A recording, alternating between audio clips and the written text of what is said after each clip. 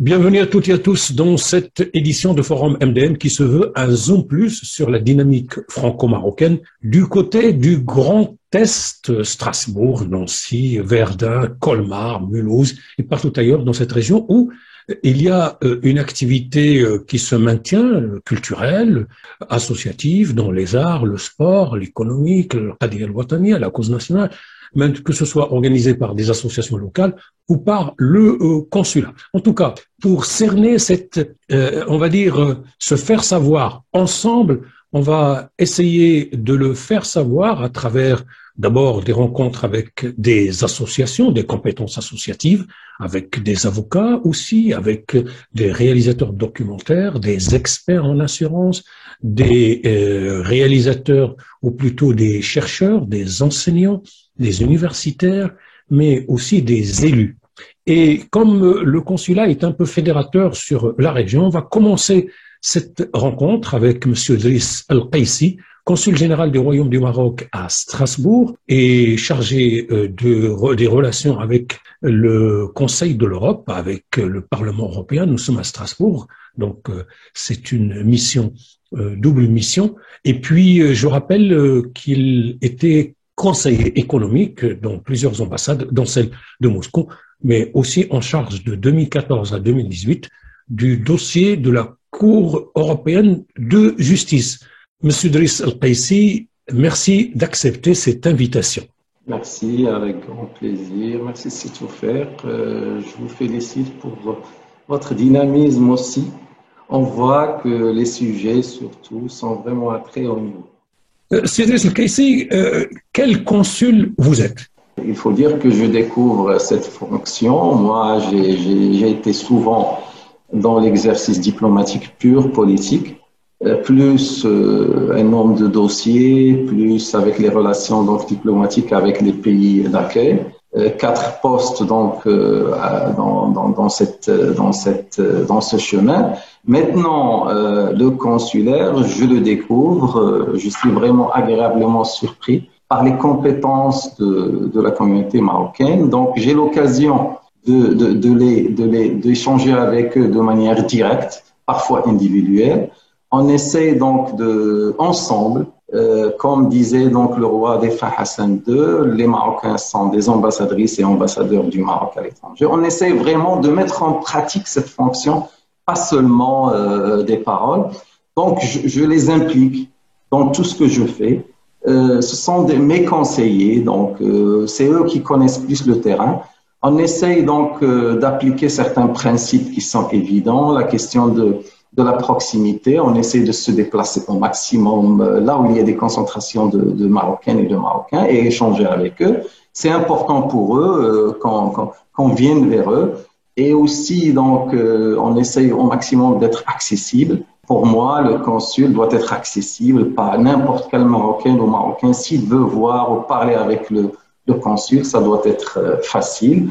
Les principes sur lesquels aussi on travaille en termes de projet. Donc, l'idée avant le budget. Et on essaye de concert d'aller de l'avant et pousser donc les associations à voir avant tout autour d'eux les besoins. Il y en a. Et je dois dire que depuis le 15 septembre, j'ai déjà constaté, et c'est clair, donc la question de la jeunesse, elle revient souvent. Et on essaie donc, même on a consacré cette année 2021 pour la jeunesse, pour essayer de mettre en œuvre des projets. Et maintenant, ça marche très très bien. On avance avec les associations sur justement la réalisation de ces objets, de ces projets avant même cette fin d'année, Inch'Allah. Alors, un consulat ou un consul, c'est d'abord, il y a les services, donc administratifs, mais aussi le volet représentation. On va commencer par, d'autant plus que votre poste implique aussi une responsabilité ou une mission auprès du Conseil de l'Europe et du Parlement européen, on y reviendra. Concernant les services, est-ce que la digitalisation a rendu les choses un peu plus faciles pour satisfaire les besoins des Marocains du monde? Sur la question de l'administratif, avant tout, je voudrais préciser que ce consulat ne veut pas être là ici juste pour les services administratifs.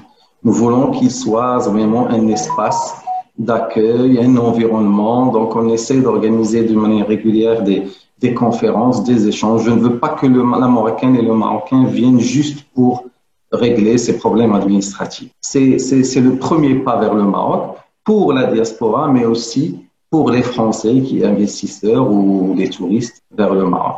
La question de la digitalisation, c'est une obligation à mon sens. Maintenant, on essaie d'avancer sur les archives, on essaie de les numériser, mais la question essentielle d'essayer de stopper la production du papier.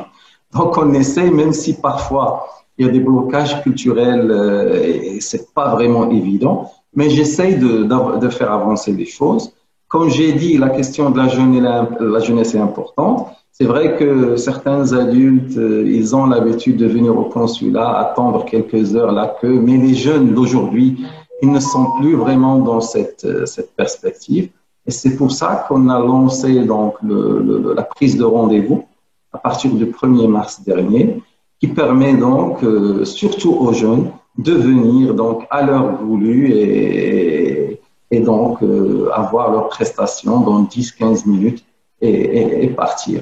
Alors, il y a pas mal d'activités depuis quelques mois déjà, malgré la crise du Covid. Tout récemment, il y a eu il y avait une rencontre avec Rachid Benzine, l'écrivain, et pas seulement.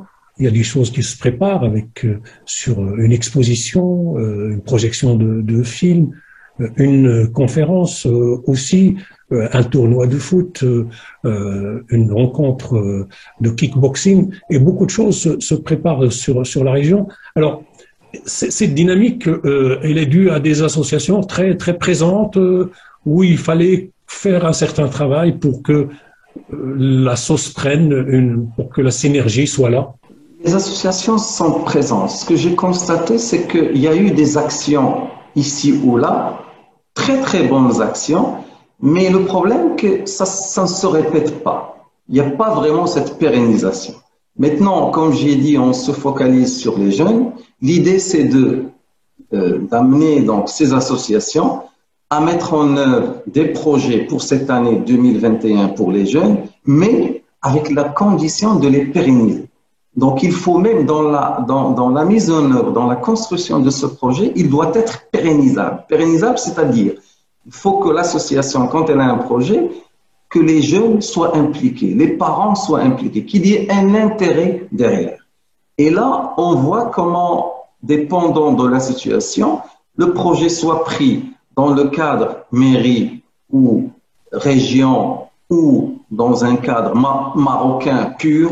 Donc, on essaie de voir, sachant qu'on a des projets très concrets, du plus simple au plus lourd, si j'ose dire. Le plus simple, c'est juste amener des jeunes à visiter le consulat, porte ouverte, rencontrer le consul, échanger avec lui. Comme j'ai dit, c'est un espace de première étape pour entrer au Maroc. Il y a les plus lourds, je vous donne juste un exemple. On a deux associations de jeunes qui sont en train de préparer des voyages culturels au Maroc sur des thématiques. Le premier, elle part vers l'oriental, justement, dans le cadre de la coopération du jumelage entre la région de l'Est et l'oriental, avec un message, vraiment un message très très important qui va être amené par ces jeunes. Tout simplement, eux, ils vivent les bienfaits de l'ouverture des frontières entre la France et l'Allemagne. Sachant que la France et l'Allemagne, du point de vue historique, ils ont souffert de beaucoup de guerres, de centaines d'années de guerre, mais ils sont arrivés à se réconcilier. Maintenant, ces jeunes-là, ils partent à Oujda, ils vont aller même à la frontière entre le Maroc et l'Algérie pour faire un appel justement pour l'ouverture des frontières. Ça, c'est un exemple de jeunes. Et comme j'ai dit, on devrait réaliser ça le mois d'octobre prochain, mais la pérennisation, c'est-à-dire que le voyage aura lieu chaque octobre par cette association à l'oriental ou ailleurs pour toucher le maximum de jeunes.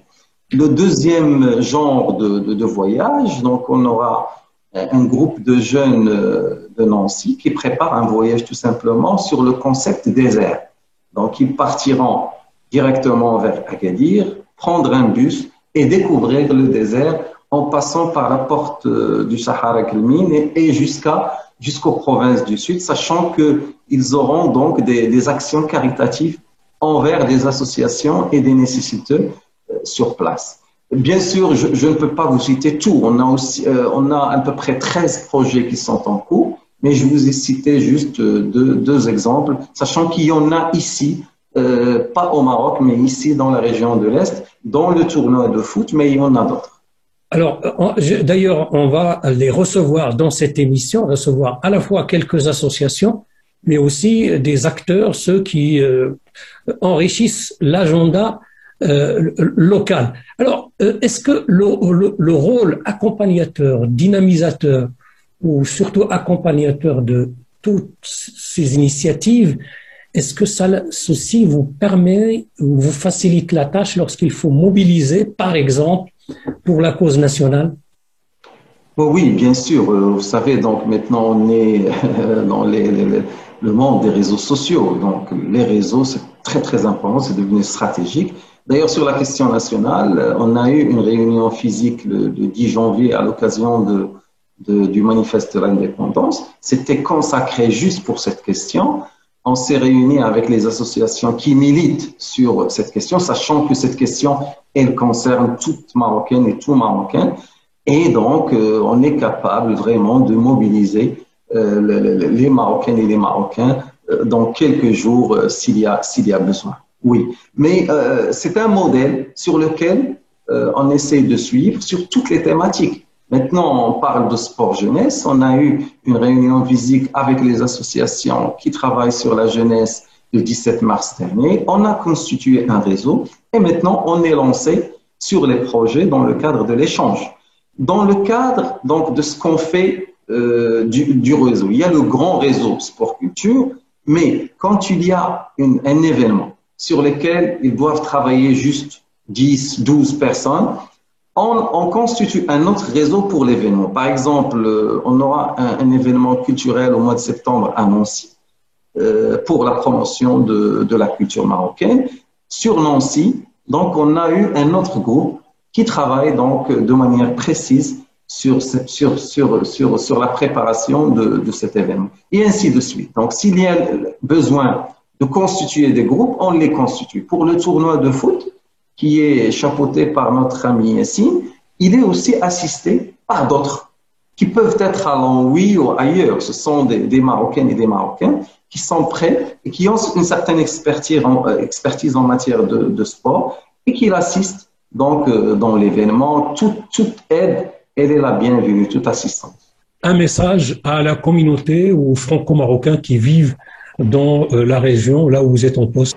Je confirme l'idée de vraies ambassadrices et ambassadeurs. N'hésitez pas, pour les gens et les personnes que je n'ai pas encore eu la chance de voir, n'hésitez pas de me faire signe, de me contacter. Je viens vers vous, là où vous êtes, et on parle et on identifie les besoins et on travaille de concert. Vous êtes des ambassadeurs du Maroc et vous êtes mes conseillers de tous les jours. Merci. Merci beaucoup. On enchaîne avec une compétence associative du côté de Lunéville dans le Grand Est. Il s'agit de Jamel Saïd qui préside l'association Alicia. Il va nous parler de ses activités du programme de mai à octobre. Cette association a été créée en 1950 jusqu'à 1994 et ne pratiquait que de la boxe anglaise. Après, en 2002, elle a changé le statut et elle est devenue Alicia. Les objectifs de cette association, c'est favoriser le lien social, la citoyenneté, le vivre ensemble par la pratique d'activités diverses, qu'elles soient sportives, artistiques ou culturelles. Donc les premières activités phares, c'est le kickboxing, le Kawan Roots, l'activité ou les activités bien-être insertion, l'organisation de galas de kickboxing, championnats départementaux, nationaux et internationaux. En même temps, elle favorise aussi les résidences artistiques, que ce soit au Maroc, autrement en France. L'association a lancé aussi une manifestation qui s'intitule Agir ensemble pour la fraternité, 18 éditions sur des thématiques différentes.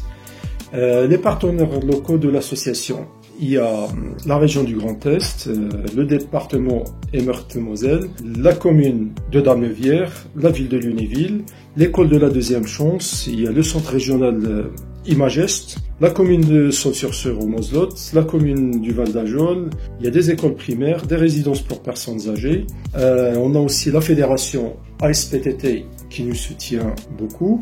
Il y a aussi l'OMKB, c'est l'Organisation mondiale de kickboxing qu'on a créée récemment pour faire du sport solidaire et qui travaille sous l'égide de la SPTT et dont je suis le vice-président de l'OMKB, bien sûr. Il y a aussi l'association Gafaït pour la culture et le développement. On a aussi d'autres partenaires que malheureusement on ne peut pas les citer tous. Concernant les activités à venir, il y a l'exposition Lego marocain 1908-1956 qui aura lieu à partir du mois de mai 2021 jusqu'au septembre au consulat du Maroc à Strasbourg. Le vernissage est prévu le 21 mai. Il y aura la projection du film sur les GOM 1908-1956, notre histoire à tous. Il y aura une conférence, il y aura une très belle exposition, portrait de Goumier au Val d'Ajol 1944-1945 du photographe Léo Duru qui était résistant. Il y aura aussi un grand événement sportif de kickboxing le 6 juin, le Kids Challenge, au complexe sportif Charles Berthe. Et du 15 juillet au 30 août, on met en place une nouvelle activité qui s'intitule « Enchanté de te présenter mon quartier », qui consiste à la réalisation d'un film documentaire, plus des arts plastiques, les marionnettes, le conte, la musique et le sport. En octobre, on organise un grand gala national de Kawan Rules et de kickboxing qui s'intitule Fighters Level Up, qui devait avoir lieu le 28 février. Malheureusement, il a été reporté en raison du Covid. L'association, bien sûr, aussi mène d'autres actions thématiques, voyages dans les arts de l'islam, avec des conférences, avec des expositions. Elle a aussi travaillé sur la vie de travailleurs immigrés, sur René Basset, un orientaliste lorrain, qui a publié un livre, Les 1001 contre-récits et légendes arabes, et dont les enfants ont fait les premières études linguistiques sur les langues berbères au Maroc. On a travaillé sur la culture celtique, sur la calligraphie arabe. On a été lauréate du dispositif national Fais-nous rêver et valeurs de la République, un prix qui nous a été remis au niveau national à la préfecture de région de Toulouse.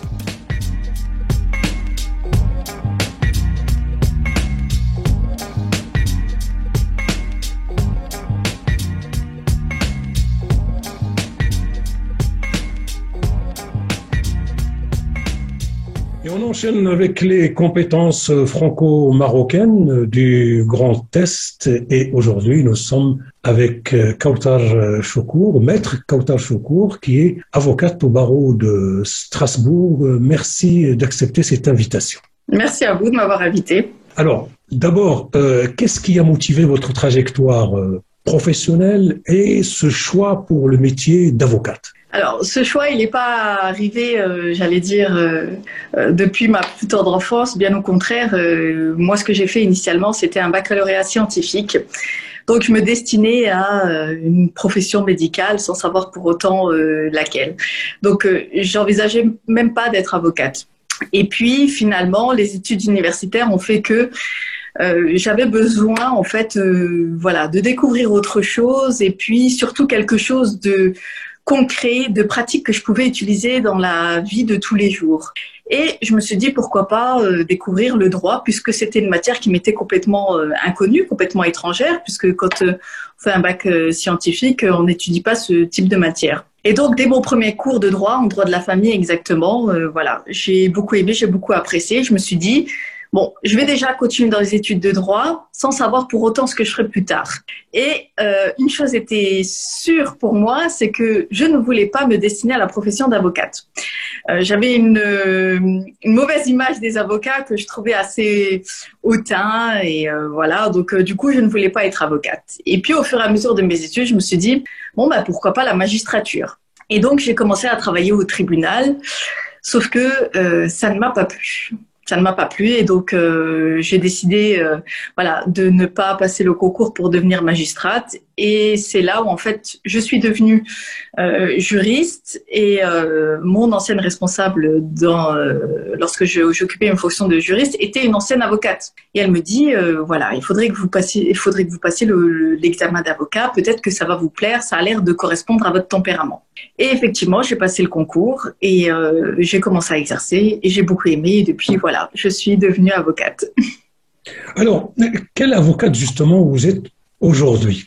Alors, moi, j'exerce essentiellement en droit pénal, en droit des affaires et un peu aussi en droit de la famille. Donc, c'est deux domaines qui sont assez variés, hein, qui peuvent paraître comme ça, sans lien les uns par rapport aux autres, mais quand on regarde le droit pénal et le droit des affaires, on a une matière qui regroupe les deux, qui s'appelle le droit pénal des affaires. Donc, il y a un lien entre les deux. Et puis, ma formation en droit, c'est une formation affairiste que j'ai complétée par une formation en droit pénal. Et il s'avère que lors de mes fonctions, lorsque j'ai exercé mes fonctions d'avocate au sein d'un cabinet, je l'ai fait dans un cabinet spécialisé en droit de la famille. Donc, j'ai encore approfondi cet aspect du droit.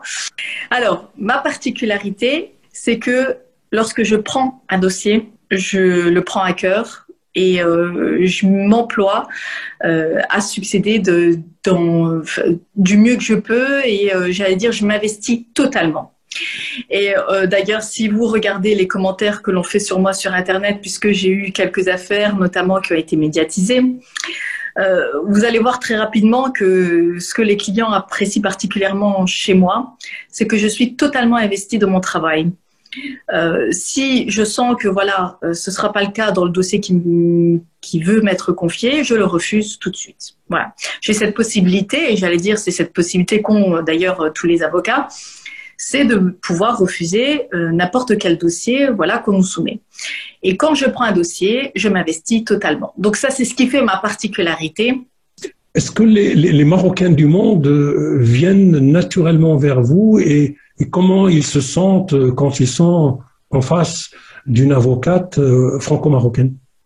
Ma double nationalité n'est pas précisée.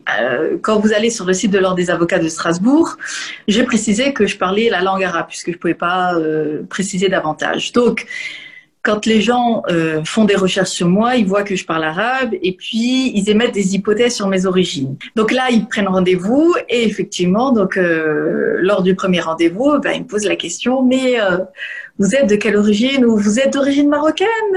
Ou vous êtes d'origine peut-être algérienne? Je dis non, je suis d'origine marocaine. Ah, moi aussi. Alors, très souvent, c'est un soulagement puisque ça détend tout de suite les rapports et il y a une véritable relation de confiance.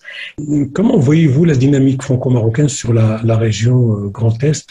Est-ce que vous, en tant qu'avocate, est-ce que vous êtes sollicité, que ce soit par les associations, lors de rencontres publiques, conférences, ou par le consulat, vous participez, vous aussi, à cette dynamique? Pour tout vous dire, avant cette année 2021, je ne la ressentais absolument pas du tout. Pas du tout. C'est-à-dire que j'ai toujours été investie dans le milieu associatif, mais ce sont des associations locales qui sont sans lien avec mes origines marocaines. Par contre, depuis l'arrivée de Monsieur El Kaissi, consul général à Strasbourg, les choses, j'ai pas envie de dire ont évolué, mais se sont profondément, j'allais dire, bouleversées. Et effectivement, il a mis en place ce système notamment de conférences, de réceptions, de débats. Et effectivement, là, je suis sollicitée. Ça m'a permis également, en fait, tout simplement de rencontrer d'autres personnes qui avaient les mêmes origines que moi dans des professions différentes. Et j'ai trouvé que c'était un échange véritablement enrichissant. Les seules fois où j'avais mis les pieds au consulat, c'était pour faire des démarches type renouvellement de passeport ou carte nationale. Et c'était assez rare, hein. Donc j'avais pas ce lien avec, j'allais dire, que ce soit soit le consulat, soit la population locale marocaine, ni par les associations, comme vous le disiez, ni par des entreprises ou autres. Là, par contre, tout ce qui a été insufflé par le consul actuel, effectivement, j'en ai discuté donc avec une amie qui en fait partie également, qui a été également invitée à diverses manifestations. Et bien maintenant, on le ressent. On le ressent et puis on prend conscience en fait qu'effectivement il y a une espèce de dynamique qui se met en place parce que pour moi elle était inexistante auparavant. Le Maroc, comme vous le savez, a tenté à plusieurs reprises, et j'ai eu l'occasion de couvrir ces rencontres à plusieurs reprises, que ce soit pour des télévisions, pour des radios, de mobiliser les compétences juridiques, soit de les regrouper en association et que soit pour défendre les Marocains du monde, défendre les intérêts du pays à l'étranger. Est-ce que vous suivez un petit peu cette action qui n'a pas forcément abouti à 100%, et est-ce que vous considérez que c'est possible, c'est quelque chose qui est possible? Alors, j'en ai absolument pas connaissance. Je n'en ai jamais été informée, je n'en ai jamais entendu parler. Je n'en ai jamais été informée. Par contre, je pense que ce serait effectivement quelque chose d'extrêmement intéressant. Effectivement, donc rassembler des personnes qui ont une compétence et qui permet, Alors, je donnerai un exemple très simple. Par exemple, entre la France et le Maroc, si on pouvait mettre en place un réseau ou une association d'avocats franco-marocains qui permettrait tout simplement, dans le cas de dossiers très précis, hein, c'est-à-dire que moi, je reçois une cliente qui me dit « Oui, j'habite à Strasbourg, mais… je me suis mariée au Maroc et j'aimerais divorcer au Maroc. » Donc, que je puisse avoir cette association ou cet organisme ou cette institution auprès de laquelle je m'adresserai pour dire il y a une personne qui voudrait divorcer au Maroc, est-ce qu'il y a un confrère compétent qui pourrait prendre le dossier, ce serait pour telle ville. Et pareil pour les personnes qui se trouvent au Maroc et qui ont des démarches à faire à Strasbourg ou autre. Donc je pense qu'effectivement il y a quelque chose à faire en la matière, que ce serait très intéressant et ça porterait vraiment ses fruits puisque on le sait parfaitement. Les litiges maintenant deviennent transnationaux, ça peut toucher et en même temps la France et en même temps le Maroc. Je pense qu'effectivement, si on pouvait avancer dans cette démarche, ce serait absolument intéressant pour tout le monde. Merci. On enchaîne avec d'autres invités, d'autres compétences de votre région, d'autres associations très actives. Merci beaucoup. Merci à vous. Au revoir. Et on poursuit sur le programme sur Strasbourg avec la projection d'un documentaire sur la migration et la jeunesse en présence de son réalisateur Zouhair Chebel, qui est réalisateur de documentaires. Il est également lauréat des talents des cités, lauréat Marianne de la diversité, commissaire à la Société civile des auteurs multimédia à Paris, la SCAM, mais aussi ancien président de la Société des auteurs de films de la région Grand Est.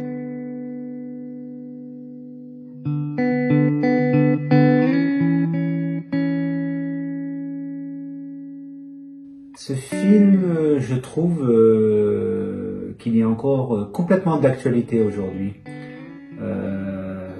Ce documentaire raconte l'histoire de deux gamins, un portrait croisé d'un adolescent d'origine marocaine qui vit en France et un adolescent marocain qui vit à Casablanca. Chacun a l'impression que l'herbe est plus verte ailleurs. Chacun a envie d'aller vivre dans le pays de l'autre. Et donc, j'avais envie de projeter ce film parce que quand on voit ce sentiment encore complètement d'actualité, justement, de ces jeunes compatriotes de 15-16 ans qui vivent aujourd'hui en France, qui sont français presque de la 3e génération, qui continuent à ne pas se sentir français, je me dis que il y a quelque chose à leur montrer dans ce film. Et c'est vrai que quand on va à Casablanca, On continue, enfin je parle de Casablanca parce que je suis de Casablanca. Quand je vais à Casablanca, je continue à rencontrer des jeunes qui veulent absolument venir en Europe, alors qu'on sait très bien que économiquement l'Europe c'est plus cet Eldorado que nos parents ont pu connaître. Donc c'est pour ça que je trouvais que projeter ce film avait du sens encore aujourd'hui.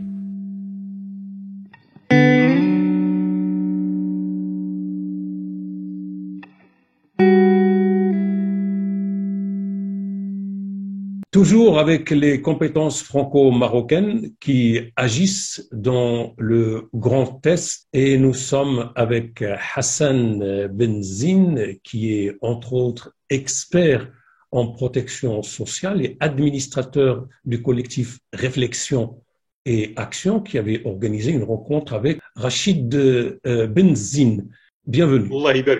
Merci beaucoup. On va commencer par votre trajectoire. Qu'est-ce qui a motivé votre trajectoire personnelle et professionnelle? Y a-t-il eu un référent, un exemple qui vous a éclairé, montré un peu le chemin? Très très bonne question. Je pense que dans la vie, il n'y a pas de hasard entre ce qu'on a reçu comme éducation et ce que nous pouvons être aujourd'hui.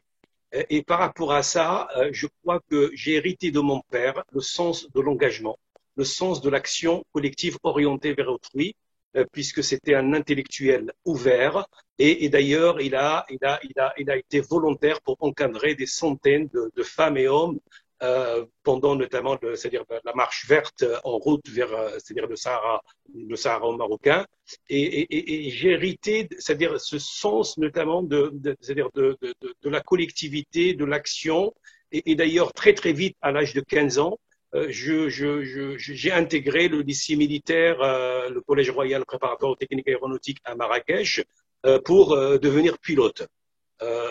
Suite à ça, j'ai changé notamment c'est-à-dire d'orientation professionnelle puisque j'ai intégré très vite mes études, notamment en sciences maths, et après par la suite, j'ai intégré le monde de la banque et des assurances. Dans votre parcours, il y a quelque chose de récurrent, c'est-à-dire un engagement continu pour l'associatif. Comment le virus de l'associatif vous a pris et vous tient toujours? Donc, ce sentiment notamment qui fait partie, en toute modestie, de mon ADN, être orienté vers autrui, m'a amené avec un certain nombre d'amis à Toulouse, parce que j'ai vécu une vingtaine d'années à Toulouse, c'est-à-dire à créer notamment une association dont j'étais le fondateur, qui s'appelle IDIM, Initiative et Développement pour une intégration meilleure. Et la population cible, déjà à l'époque qu'on avait ciblé, c'était les jeunes issus de l'immigration, 12, 13, 14, 15 ans.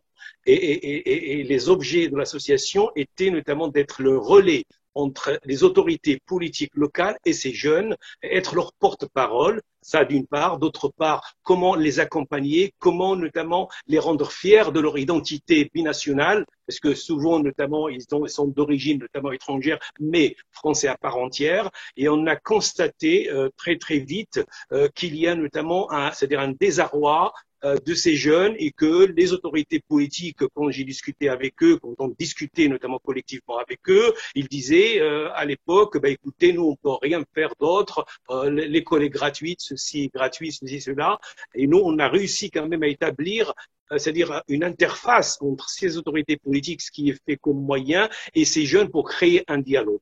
Et le bilan était plus que positif, puisque, bon, si le temps, c'est-à-dire m'est accordé, je citerai un exemple très concret, notamment sur ce qu'on peut faire de ces jeunes, voilà, à travers des témoignages et à travers des actions réelles qu'on a fait à tous. On va voir votre regard sur la dynamique franco-marocaine sur la région, donc le Grand Est, quel regard?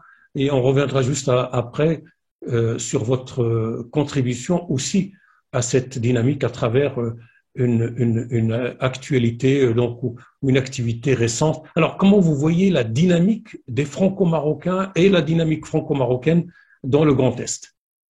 La dynamique, il y est, quand on voit un peu le tissu associatif en région, il y a beaucoup d'associations qui œuvrent pour l'humanitaire, pour le culturel, l'interculturel, et ça, c'est déjà une richesse en soi. Parce que sur la région Grand Est, il y a, d'après notamment les chiffres que j'ai du consulat du Maroc, il y a 140 000 franco-marocains, ce qui est déjà quand même pas mal. Dans le cadre du collectif dont je suis l'administrateur Réflexion et Action du Grand Est, on essaie d'organiser surtout des événements, des rencontres, des événements interculturels, c'est-à-dire pour éclairer notamment cette communauté dans sa diversité la plus large sur des sujets qui les concernent directement. Et d'ailleurs, à cet effet, si je peux me permettre, toujours en partenariat avec le consulat du Maroc à Strasbourg, nous avons organisé un événement, la rencontre notamment de Rachid Benzine, qui est un romancier, un écrivain, politologue, sociologue, pour rencontrer notamment cette communauté franco-marocaine en région. Et ça, justement, quel était l'objectif de cette rencontre et quelle était la cible? L'objectif, c'était autour de son dernier roman baptisé Ainsi parlait ma mère, qui est un roman universel et qui parle à tout le monde parce que justement, il évoque cette solidarité qu'il doit y avoir entre les générations, aussi notamment sur ce besoin de reconnaissance, que ce soit intergénérationnel, mais également venant des pouvoirs publics à destination notamment de cette jeunesse. Et je trouvais notamment, il y a beaucoup d'humanité, beaucoup c'est-à-dire dans ce livre très émouvant et qui en lui-même résume la situation que nous vivons aujourd'hui, qui est le fruit direct, notamment, c'est-à-dire de notre histoire depuis notamment, c'est-à-dire les premiers immigrés, notamment maghrébines, depuis les années 60 jusqu'à maintenant. Et donc, ça méritait certainement d'être partagé. C'est ce que vous avez fait lors de cette manifestation. On finit avec une question, Hassan Benzine. Est-ce qu'aujourd'hui, vous pensez que la société civile locale, franco-marocaine, avec toutes ses composantes, avec toutes les confessions confondues, les générations confondues, peuvent dynamiser encore plus, aller plus loin dans le rayonnement de la culture d'origine, par exemple, dans le vivre ensemble, dans la dynamique locale avec les amis du Maroc notamment? Justement, notre objectif premier, c'est celui-là, c'est de multiplier les rencontres. Parce que à défaut de rencontres, à défaut de dialogue, on parle les uns des autres, mais on parle jamais les uns avec les autres. Et c'est ça qui fait défaut aujourd'hui. Aujourd'hui, c'est-à-dire ce que nous souhaitons, faisons France ensemble. Et d'ailleurs, notamment, je peux revenir très rapidement quelques secondes sur cet événement que j'ai voulu, avec le consul général du Maroc, de réunir notamment les franco-marocains dans leur diversité la plus large. Et là, c'est-à-dire les franco-marocains de confession juive, on a tenu qu'ils soient présents. Et on voulait envoyer à travers cet événement des messages forts pour dire que nous avons juste besoin de nous connaître les uns les autres, d'échanger et après notamment, c'est-à-dire faire les premiers petits pas et ainsi notamment on mettra notamment à la poubelle les a priori notamment qui freinent un petit peu notamment ce dialogue dont on a besoin aujourd'hui, surtout dans un contexte actuel qui se veut difficile avec notamment c'est-à-dire le Covid où il y a quand même les liens sociaux ils sont quand même et malgré tout ça nous avons réussi quand même à diffuser largement, c'est-à-dire en live sur Facebook, notamment cet événement. Et pour l'avenir, on est en train notamment d'organiser un grand événement, notamment, c'est-à-dire sur la région, voilà, en ce sens, pour créer notamment cette dynamique et cette fierté, notamment d'être français d'abord avant tout, et c'est-à-dire d'une manière pleine et entière, et s'engager dans la vie, notamment, c'est-à-dire quotidienne, notamment que ce soit, c'est-à-dire en tant que citoyen, mais également sans pour autant renier ses origines, notamment, nous parlons notamment du Maroc. Si je peux me permettre, dans le cadre notamment de ce collectif, je suis en pourparlers pour créer un guide qu'on va baptiser notamment En route vers l'entrepreneuriat, où on va inclure pour la première fois, à destination de ces jeunes, un pont vers les entreprises marocaines. Et d'ailleurs, notamment, ça serait, c'est-à-dire en partenariat avec le Centre régional d'investissement sous Massa. Je vous remercie. Je rappelle nos amis, à toutes celles et ceux qui nous suivent, que vous êtes expert en protection sociale et administrateur du collectif Réflexion et Action. Merci beaucoup. Merci surtout à vous.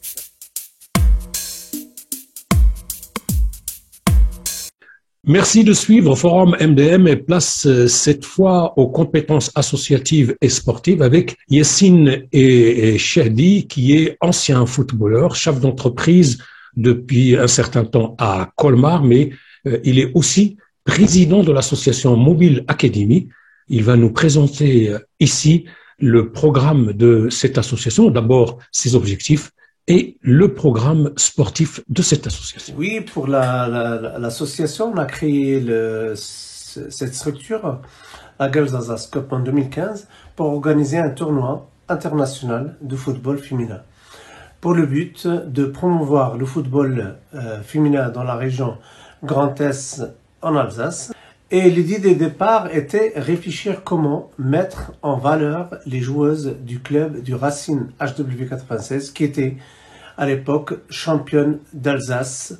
Et notre association organise aussi un tournoi des pitchounettes avec les équipes de toute l'Alsace, et cela dans le seul but de promouvoir le football féminin qui devient de plus en plus intéressant et passionnant.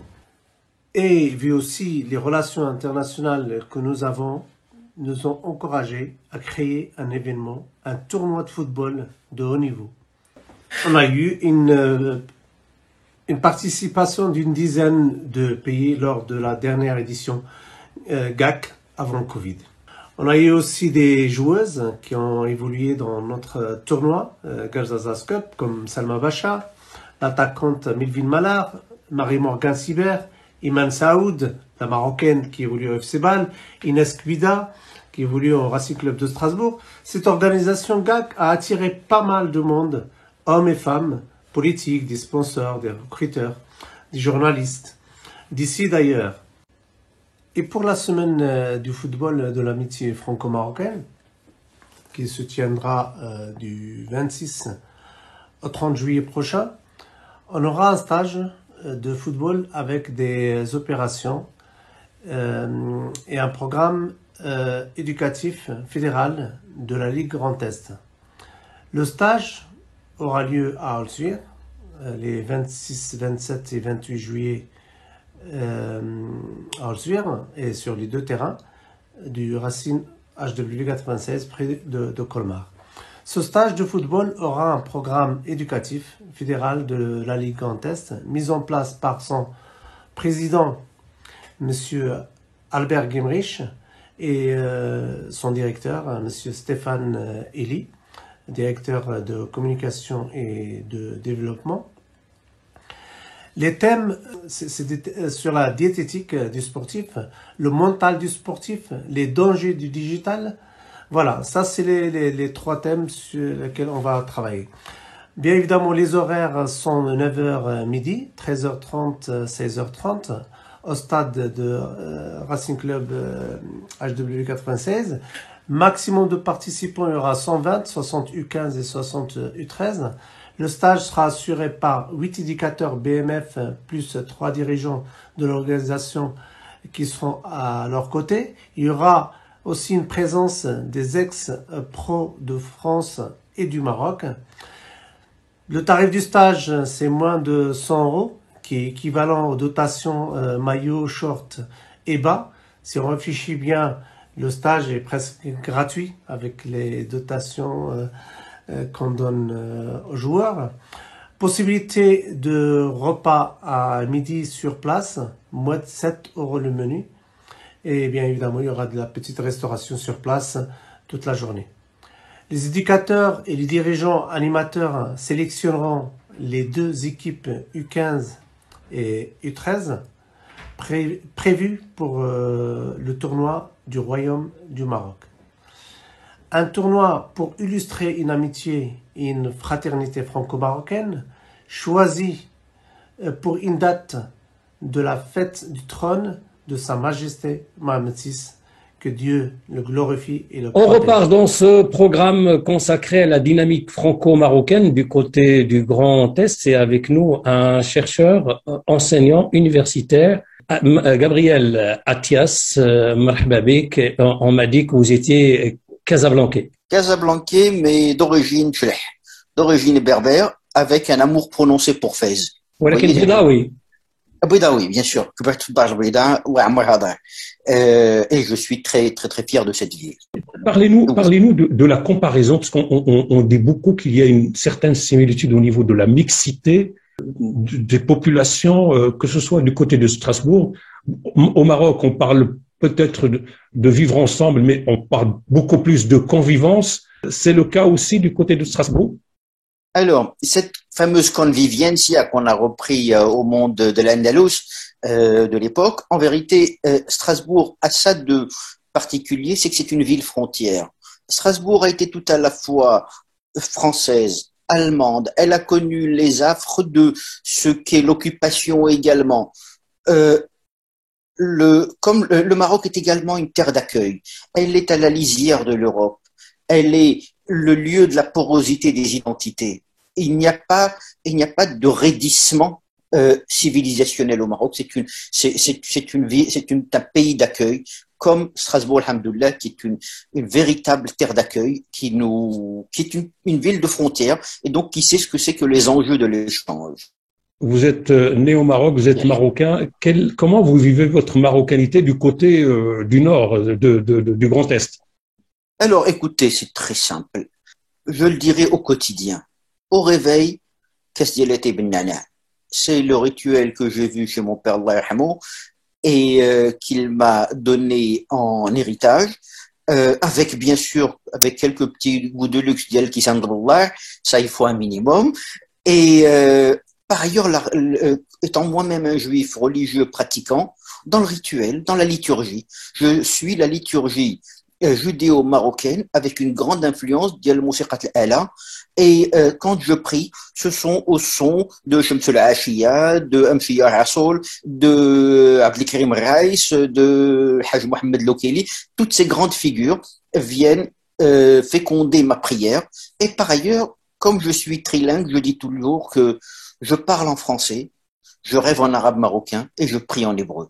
Donc la marocanité et meknokan, comme dirait, malheureusement, c'était la langue que nos parents parlaient quand ils voulaient se dire des secrets. Donc celle-là, on l'a pas très bien apprise, à mon grand regret.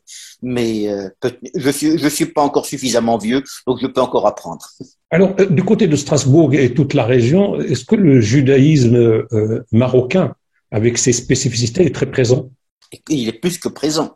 Il est déterminant. Le judaïsme marocain est là depuis début des années 60, et ça a donné des intellectuels, des hommes d'affaires, des chercheurs, beaucoup de médecins, beaucoup d'avocats et beaucoup de gens toutes simples. Le président de consistoire du Bahreïn, c'est le docteur Maurice Dahan de Beni Mellel, et donc les juifs marocains se sont véritablement intégrés totalement dans ce tissu communautaire, et qui fait qu'aujourd'hui c'est devenu une partie intégrante de cette communauté. Il n'y a pas de... Et nous avons énormément de contacts, bien sûr, avec le consulat général du Maroc, qui est un lieu presque tout à la fois de nostalgie. Ce n'est pas que un lieu où on va faire des passeports, mais c'est la maison du Maroc. C'est là aussi qu'on va se ressourcer de temps en temps.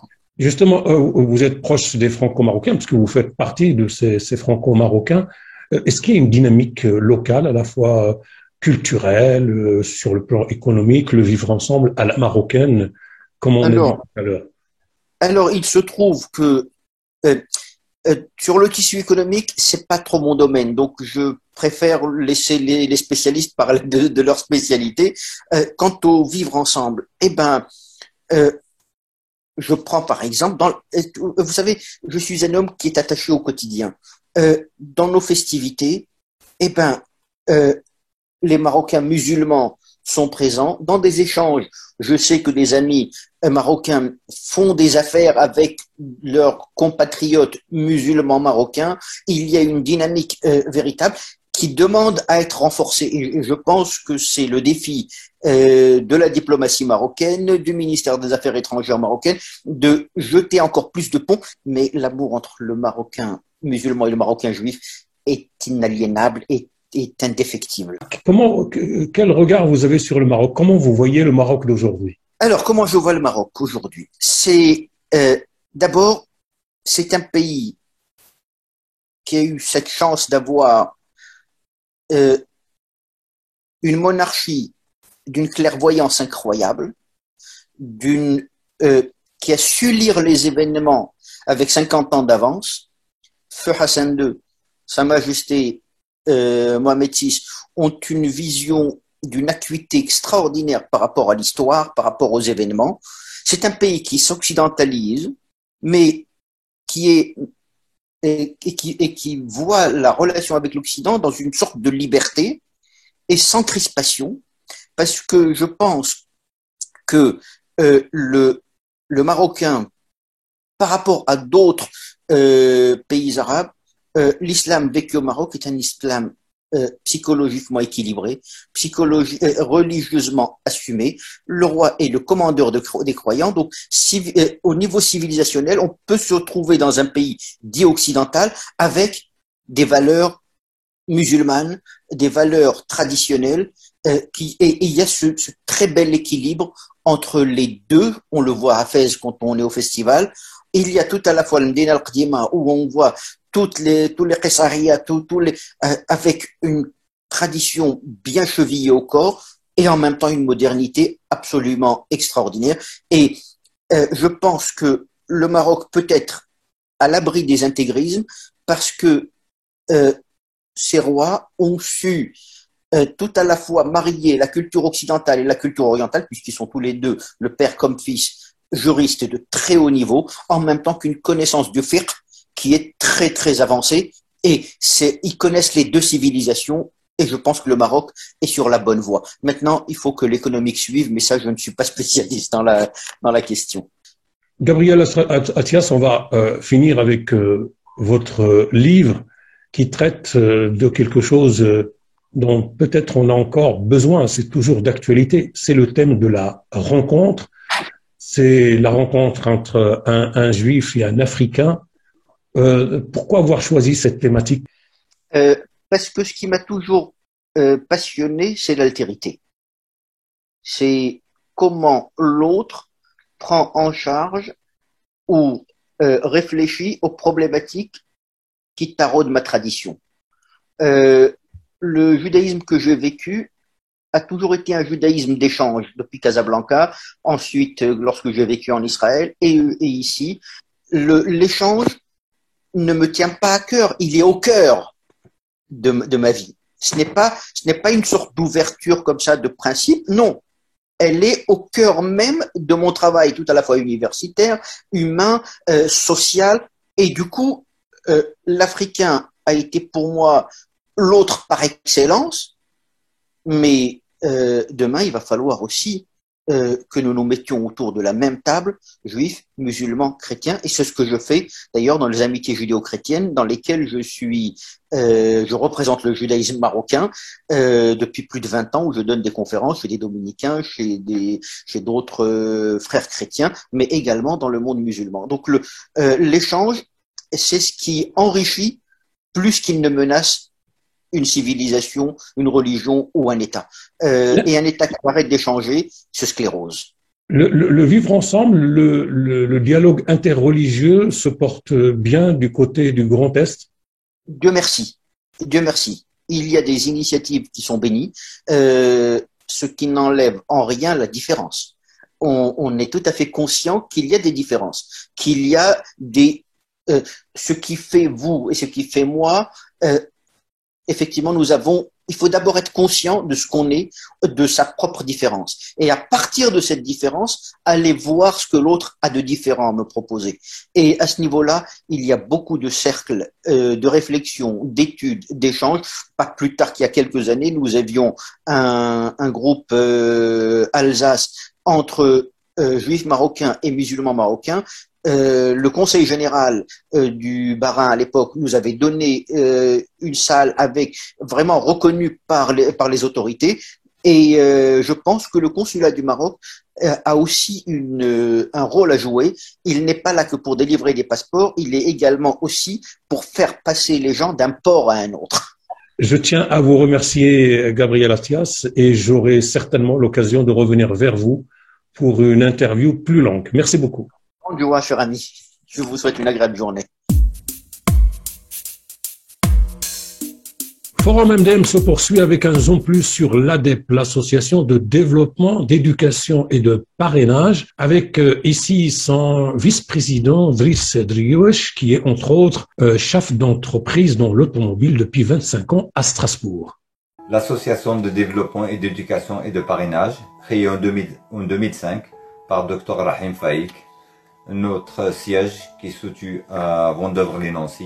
Elle rassemble des antennes dans le Grand Est, la région parisienne et dans le sud de la France, mais aussi de part et d'autre du Maroc. La mission première à sa création était de permettre l'accès à l'éducation aux jeunes les plus démunis. Pour ce faire, plusieurs projets ont été mis en place, comme le parrainage, la rénovation des écoles, des chantiers jeunes solidaires et encore la construction de la première bibliothèque au Maroc. L'ADEP, c'est aussi la promotion de notre patrimoine culturel à travers diverses expositions et représentations d'artistes marocains. Notre objectif est également de mettre en avant la région de l'oriental marocain dont nous sommes originaires, qui reste absent sur le plan touristique. Ce n'est qu'en 2014 qu'on s'est penché sur l'aspect médical. On a constaté une forte demande en soins médicaux et chirurgicaux. C'est en ce moment-là que les caravanes ont été mises en place, un système nomade permettant d'apporter un appui dans certains déserts médicaux et dans des zones reculées du royaume. Grâce au soutien de notre équipe professionnelle, de la santé, tous bénévoles venus du quatre coins du Maroc, nous sommes à notre 21e caravane. La dernière en date qui s'est déroulée à Rich dans le sud du Maroc, dans la région de Rachidia, a eu un très grand succès sur le plan médical et également sur le plan de l'organisation suite à la crise sanitaire. Notre prochaine mission chirurgicale à Azrouf, nous sommes actuellement en discussion avec une équipe de Strasbourg en chirurgie pédiatrique afin de permettre une coopération avec nos médecins à Oujda et dans tout le Maroc.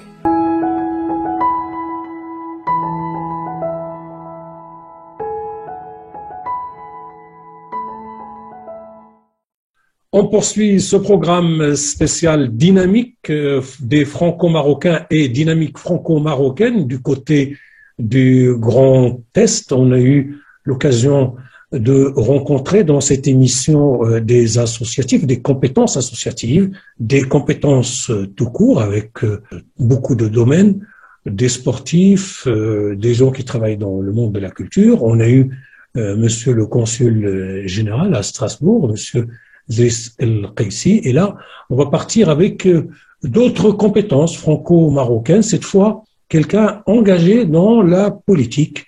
C'est Mohamed El-Ghazili, qui est conseiller municipal délégué au partenariat et relations avec l'Asie et le Maghreb. C'est Mohamed El-Ghazili, merci d'accepter cette invitation. Merci à vous, je suis ravi d'être parmi vous. Tout d'abord, qu'est-ce qui a motivé votre trajectoire personnelle, professionnelle et surtout politique, et comment le virus de la politique vous a attrapé? Alors, je dirais que c'est un parcours qui est venu s'est imposé de lui-même. En fait, moi, je suis dans les affaires, je suis dans le commerce depuis une trentaine d'années sur la ville de Nancy, et par le biais associatif et syndical que je représente une fédération des syndicats du Grand Est, des commerçants du Grand Est, et par le biais de mon travail, on va dire des années, avec tous les élus, avec les compétences, on va dire des mairies et des métropoles, et ça m'a amené, on va dire en quelque sorte, à s'engager pour changer un petit peu les mentalités, pour donner un autre élan à, on va dire, à mon engagement, à la façon de faire de travail qui change par rapport à la vision on va dire, des anciens. Voilà, en quelque sorte. Alors, comment vous voyez aujourd'hui votre place de citoyen dans l'espace public français, avec tout ce qui se passe aujourd'hui, ces paradigmes qui changent, l'extrême droite qui galope, qui monte? Je suis un citoyen engagé. Comme tous les Français, je n'accepte pas l'extrémiste, on va dire, toute forme d'extrémisme. On combat ça, et on combat ça par notre engagement de tous les jours. Si on s'engage pas, si on donne pas l'exemple aujourd'hui à la jeunesse qui vont suivre, je crois que cet extrémisme va monter de plus en plus. Donc notre rôle aujourd'hui, c'est de s'impliquer, montrer un autre exemple, on va dire, à la population française, montrer qu'il y a une fraternité, qu'il y a un partage, qu'il y a une autre façon de s'approprier la place publique, en quelque sorte. Mohamed El-Ghazili, vous êtes d'origine marocaine, mais votre engagement politique est ici. Oui, exactement. Moi, je suis d'origine marocaine. J'ai quitté le Maroc à l'âge de 19 ans. Aujourd'hui, j'ai 51 ans, pratiquement, presque.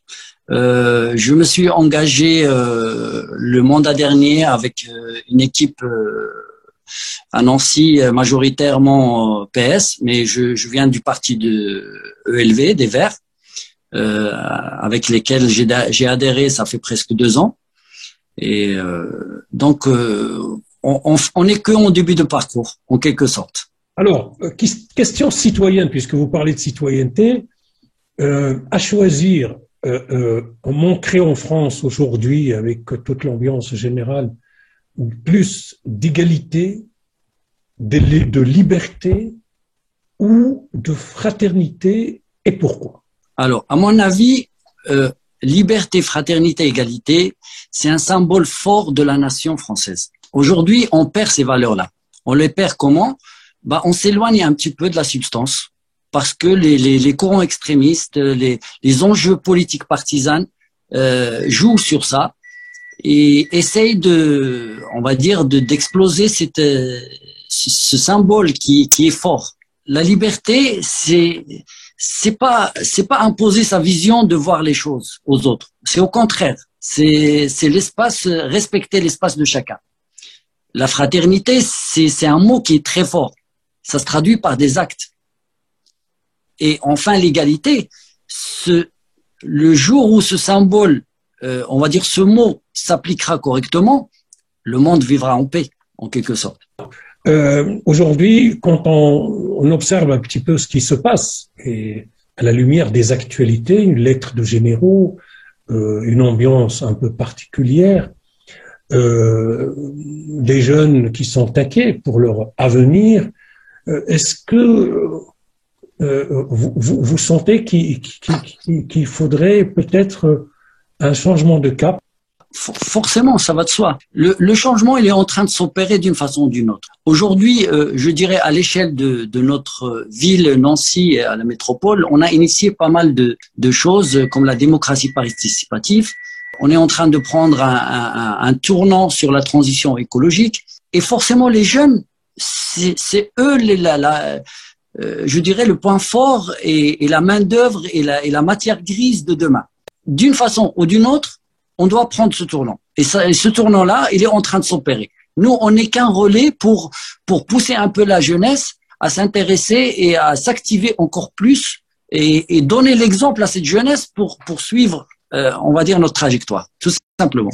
Alors, sur le Grand Est, que ce soit Strasbourg, Nancy, Colmar et les autres localités ou villes ou communes, on observe une nouvelle dynamique, notamment à travers le tissu associatif, de plus en plus d'activités, beaucoup d'activités d'ailleurs, ou pas mal, je dirais.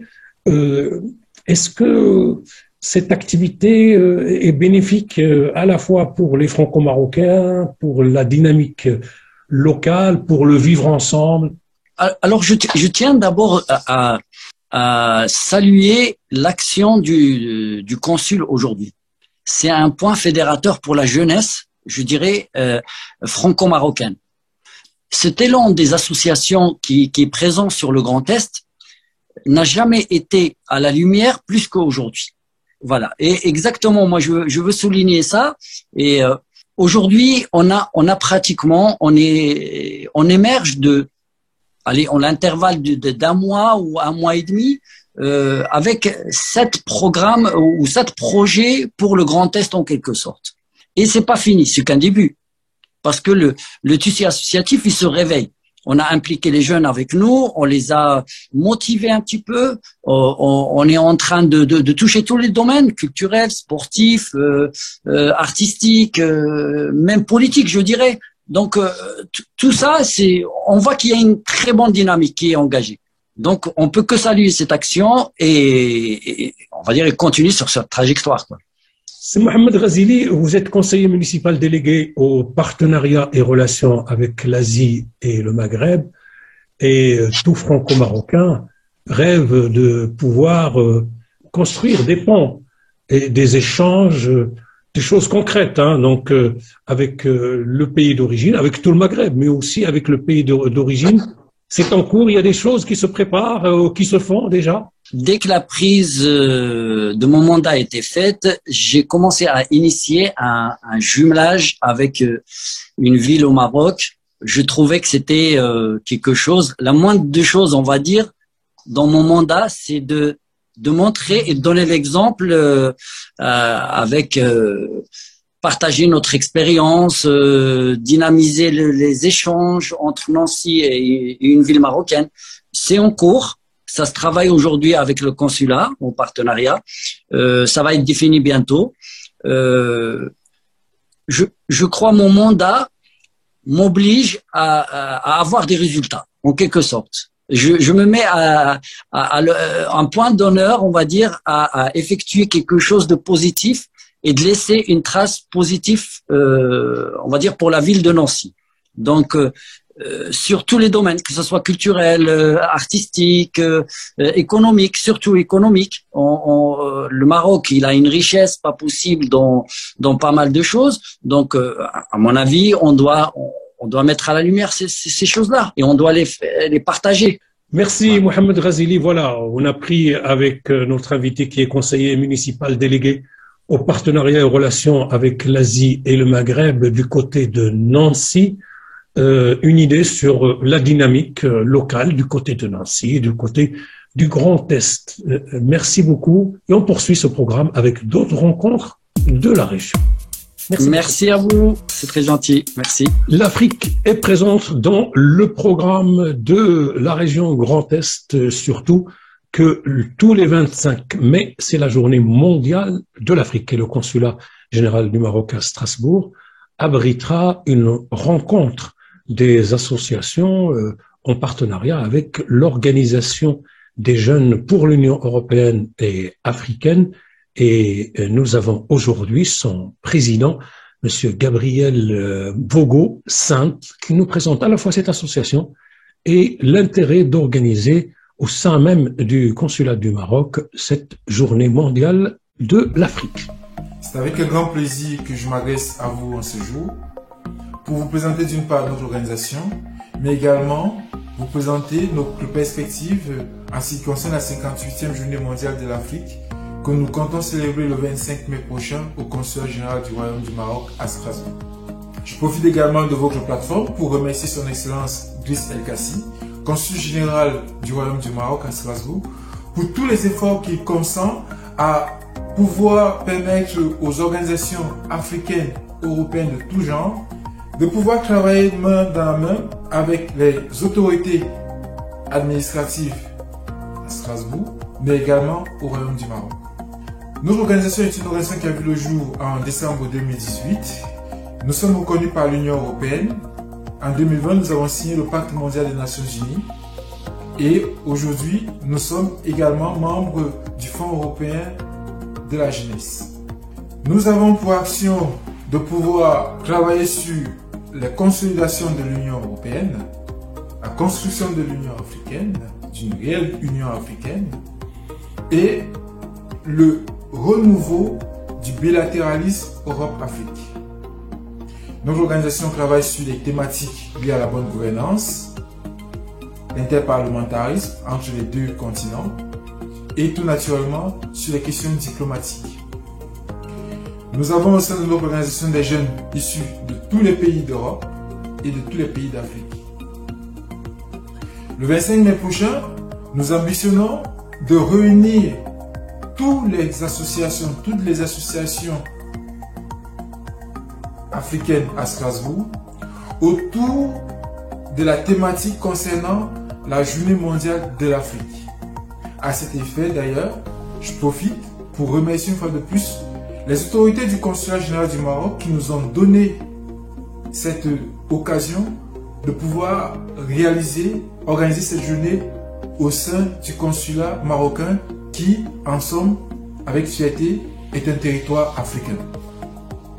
Nous serons très heureux de vous compter parmi nous ce jour-là, parce qu'en effet, nous pensons qu'il est temps que les jeunes d'Europe et d'Afrique puissent se mobiliser pour le continent africain.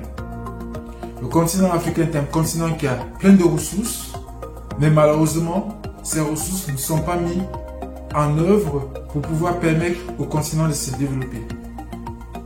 C'est à ce juste titre que nous vous interpellons également pour que vous puissiez nous rejoindre afin que tous ensemble, qu'on puisse travailler et qu'on puisse aller plus loin pour le développement de notre continent, l'Afrique.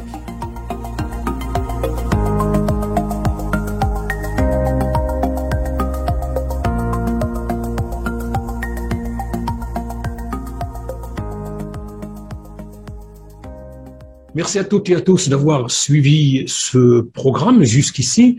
Bien sûr, nous aurons l'occasion de diffuser des séquences. Donc, chaque séquence à part sera diffusée plus tard pour en profiter au maximum et pour connaître un peu plus nos acteurs, les acteurs de la dynamique franco-marocaine du côté du Grand Est. On a reçu le consul général, une avocate, un expert en assurance, un chercheur universitaire et enseignant de confession juive, un élu, on a reçu un réalisateur, on a aussi eu donc l'occasion d'avoir des présentations d'associations, de sportifs et de gens travaillant sur la culture, le social, et c'est une manière aussi de valoriser ce qui se fait sur le Grand Est, mais aussi d'en rendre compte aux autres régions et aux Marocains du monde pour suivre ce qui se fait ailleurs. Merci d'avoir suivi donc encore une fois ce programme. N'oubliez pas, Forum MDM, c'est une nouvelle chaîne. N'oubliez pas de soutenir, de vous abonner, tout ce qu'on dit. À bientôt.